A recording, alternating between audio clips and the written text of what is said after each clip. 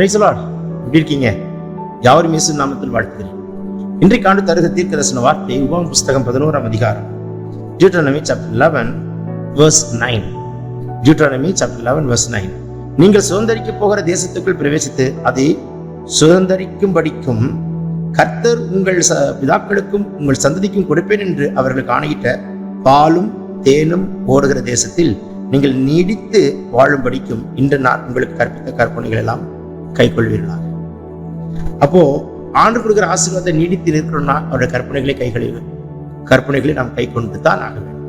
ஆனா அதுக்கு இன்னொரு வேர்டு இருக்கு பாருங்க, ரொம்ப பிடிச்ச வேர்டு. நீங்க சுதந்திரிக்கிற தேசத்துக்குள் பிரவேசித்து அதை சுதந்திரிக்கும் படிக்கும் கர்த்தர் உங்கள் பிதாக்களுக்கு அவர்கள் சந்ததிக்கு கொடுப்பேன் என்று அவர்கள் ஆணையிட்ட பாலும் தேனும் ஓடுகிற தேசத்தை அவர் உங்களுக்கு கொடுக்கிறார். அவருடைய கற்பனைகளை கட்டளைகளை பின்பற்றுங்கள்.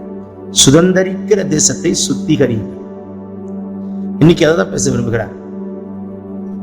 சுதந்திரிக்கிற தேசத்தை சுதந்திரிக்கணும், ஆனால் அதை சுத்திகரிக்கும் கர்த்தர் விரும்புகிறார். ஆகையினால் தான் 7 விதமான ஜாதிகளை விரட்ட சொன்னார். எபூசியர், எமோரியர், கிர்காசியர், ஏவியர், கானானியர். இவர்களை சங்காரம் பண்ணு, இவர்களை சுட்டெரித்து போடு. இந்த சத்துருக்களை நீ விடாதே.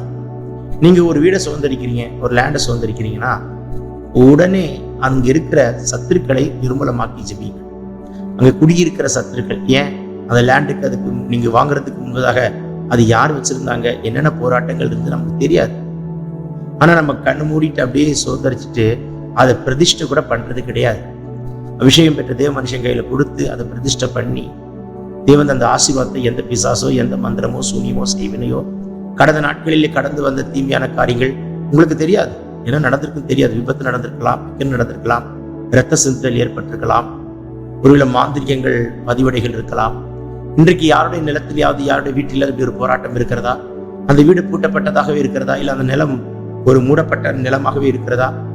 பேய் ஓடிக்கொண்டிருக்கிறது, சத்ரு ஓடிக்கொண்டிருக்கிறான். போராட்டமான அந்த இடம் வாங்கினதுலேருந்து எனக்கு பயங்கர போராட்டம், வீடு வாங்கினதுலேருந்தே எனக்கு பயங்கர சத்ரு போராட்டம். இப்படி யாராவது உட்கார்ந்துருக்கீங்களா? சுதந்திரிக்கணும், சுத்திகரிக்கணும். சுதந்திரிக்கணும், கர்த்தரை கேட்டு சுதந்திரிக்கணும். சுதந்திரித்த பின்பு அவைகள் ஆட்டுக்குட்டின் ரத்தத்தால் சுத்திகரித்து பின்பு முழுமையாய் சுதந்திரிக்கணும். அதனால் கர்த்தருடைய பிள்ளைகளே, அசட்டையா எண்ணாதீங்க. கர்த்தருடைய ஆவியானவருடைய வழிநடத்தலின்படி வாங்குங்க, காரியத்தை செய்யுங்க. நீங்க ஜெயிப்பீங்க, தோற்று போக மாட்டீங்க. இன்றைக்கு பிறந்த நாள் திருமண காரணங்களை கர்த்தர் தொட்டு ஆசீர்வதிக்கிறார். வியாதி நீங்கிச்சு, பலவீனம் மாறிச்சு, கட்டுகளை உட்டை தெரிகிறார். பெற்றுக்கொள்ளுங்கள் சொல்லுங்க. Take this prophetic word. Receive it in Jesus' name. Amen, amen, amen. God bless you. I bless it.